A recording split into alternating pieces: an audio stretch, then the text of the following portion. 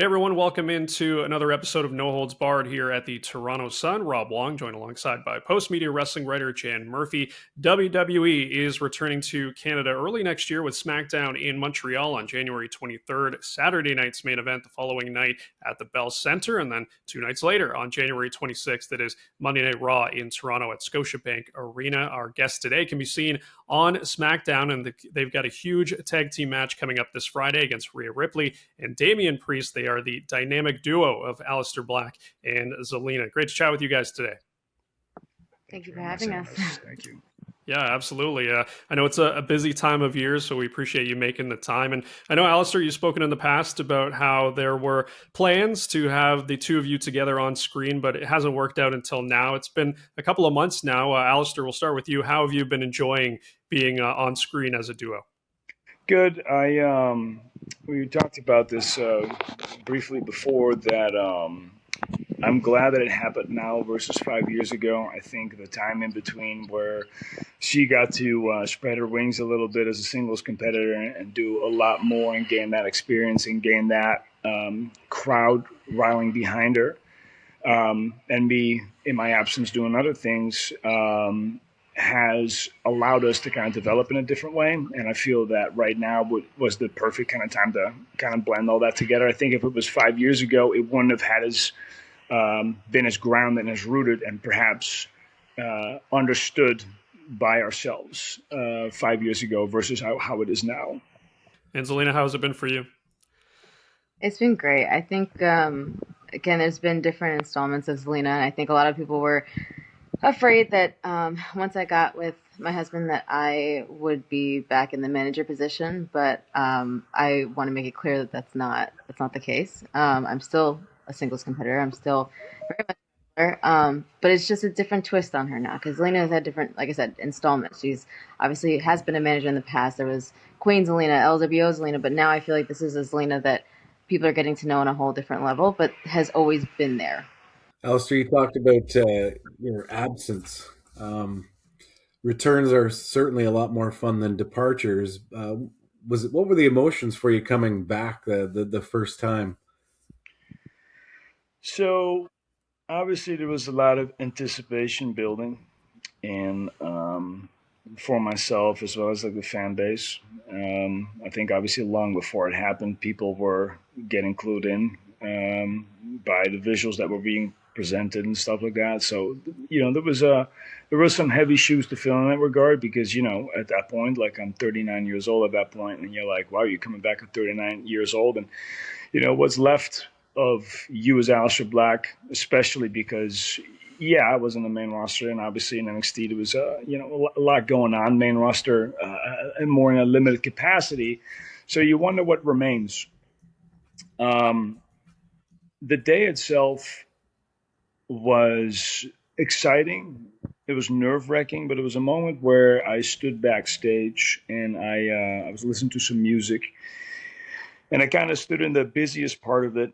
There's like Gorilla, and there's the build-up for Gorilla, and there's where kind of people meet, where everybody passes through to get to the ring. And I deliberately put myself there because I wanted to stand in the hecticness for a second. And I was listening to some music, and I kind of took a deep breath, and I looked around, and I'm like, well, nothing's changed other than like the people running it. And that feeling kind of made me very comfortable. And it made me go like, this, you've done this 100 million times. Nothing's changed in that regard. You know who you are. And then at that point, kind of like all my inhibitions just kind of like disappeared, and the nerve turned into excitement. And that was a great return. Felt really, really good. Zelina won the title that night. You guys had a day. Yeah, we were definitely not skipping that past. We very verbalized that it was. There's very few moments in professional wrestling that you get where you can state that something unique happened or something grander happened. And I told us that, cherish this because that's not going to happen all the time. This is a very unique situation that we found ourselves in. And looking back one day when this is no longer an active ingredient in our life, it's going to obviously be something to remember, and hopefully a lot more things, obviously. and bigger and brighter things at the same time. But this will definitely be something that was a very standout moment for both myself and her. Obviously, the title coming back on the same night. Yeah, very. You don't hear that all the time. No, I don't think I hear that a lot. Yeah. And Zelina, what do you remember about that week and that night, obviously, because there's a lot of things happening for you and the anticipation around all of this. What was that stretch like? So honestly, I don't remember the week because like our lives is like our whirlwind. Then you can tell because I don't remember that whirlwind for sure. I don't know, but I know that that day at least, I was so concerned with him, and I didn't even know that the title was coming to me until maybe like an hour or two before the show started. So it was just I was so like into him, and seeing him walk around again was crazy. Like seeing him like, you know, talking to Triple H or talking to some of the guys, I'm like, wow, like is he really here? Like is he really back? Like that's insane. So but it was heartwarming for me, like as his wife, to just see him in his element, getting ready to do his thing, and hearing the crowd, you know, sing his song, and it was really really cool. And I think, like you said, you don't really get those moments, so I held on to that very very tight. Very few people have paid more dues than you did to get to the top. So I think, you know, I remember that going to myself, wow, like I've known you for a long, long time, back to House of Hardcore times, and yeah, incredible moment, incredible moment. So, you know, I'm curious from a creative standpoint for the both of you, and as we touched on, you know, this is the first time that you're on screen as a duo. How much conversation is, you know, happening at home about how you guys feel about what you want to do next as far as creative goes, just between the two of you? Are there constant discussions? Are there some disagreements? Let's put it that way. As a married couple, how do you guys go about it? No, I mean there's conversations like a lot.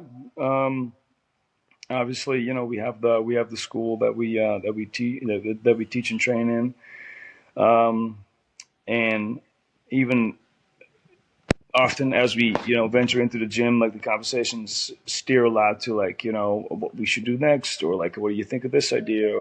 If we, you know, more physical techniques and stuff, like they all kind of pass their revenue, and it's a pretty constant thing. There's obviously also room for like non-wrestling stuff, but Can I try this move on you at 3 a.m? yeah, there's a lot of wrestling, because it's, I mean, it's the biggest thing in our lives. Of course, it's been the biggest thing in our life at this point, for me for 25 years, for her for 15. So it's only natural that you communicate so much about the wrestling aspect, and from character stuff to promos to narratives to opponents. It's a pretty constant thing. Luckily so, because I obviously I love talking about wrestling, and now I get to do that part with my wife. So it's been yeah, it's been very very cool. Coming up to Canada, as I look out my window to my left here, we're in the middle of our second snowstorm of the year.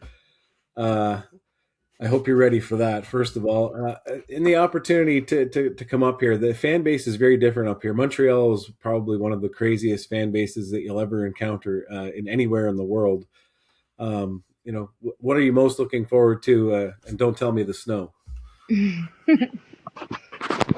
Well, I'll say this: I do really love that when we go to different, you know, different places. The crowd's always different, and I feel like sometimes when we're traveling around the states, you know, it's not to say that they get a little spoiled sometimes, but you know, like when we go to, you know, Canada, or if we go to, you know, France or wherever it is that we're going, I feel like they don't get it as much. So when they do see us, it's really exciting, and they're super appreciative of us. And I think it's just nice, because it just feels so much better when you're out there. It's like when you feel their energy, it's like it's really intense. Yeah, I mean, like it's also logically, you know, like when we think about it, like, you know, like for instance, the East Coast gets a lot of WB, the West Coast gets a lot of WB, and then, you know, when we go to Canada, which is once every maybe 3-4 months, something like that. You know, fans have been anticipating that show, so they're very receptive to what they're about to see. So they're very passionate, because they also are very aware that they're not getting it as much. So those crowds are passionate, they're loud, they are very reactive. And not to say that the other crowds are not, but there's definitely a sense of, when we go to New York, we go to New York quite a lot, and it's not that fans are quiet or anything like that. It's just that you understand that there's like a level difference where there is an understanding in New York as to what WWE is. And what they will expect yes, there, yeah. and with going to Canada or like Europe, there is we've been following this on TV, and now we finally get to embrace it and see, and feel this energy ourselves. So, they get a lot, so they can give back a lot. Absolutely. Last one for me, of course, the big storyline this week is, John Cena's farewell. It's hard to believe that it's coming to an end after such a crazy year that it's been for him. What's it been like to have a front seat view, I should say, of all of this, just all the hoopla and everything surrounding it? We'll start with you, Zelina. It's been nice to have John around because, I remember when we had this tag match with him and Becky. I remember thinking, oh my God, this is what people talk about when they say like being in the ring with John is amazing. Like, it was crazy that at one point I kicked him in the face, and then I the submission hold on. I'm like, I can't believe I'm in the ring with John Cena. And then just there's that aspect, but then also just hearing him backstage, like he's given me so much advice, and he's helped me kind of get through difficult times as far as trying to figure out some of my parts of my character that I didn't quite know how to navigate, or sometimes with the crowd, how I didn't know how to navigate some things. So he's helped me out a lot. So it's been really nice to have him around backstage for sure. Yeah, I think the beauty about John is that for as big as a star John is, he's always remained himself, like around everybody. When we go to the barbers backstage, he'll sit there with us, waiting in line, hanging out, talking. It's a lot of fun, and like we, quote unquote, shoot the with John Cena. It's just a very cool thing. But I think that's also the beauty of it, is that the one place where he can truly be who John Cena is backstage, because it's the thing that made him. So he's super comfortable there.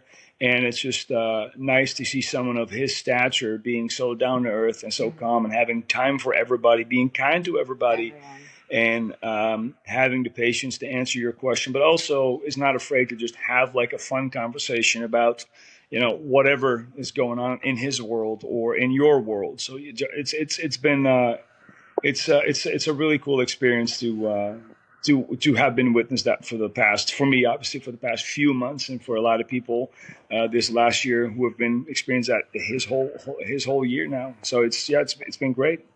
John has had some of the best matches of his life in the last year. He looks like he's having more fun than I've ever seen him have.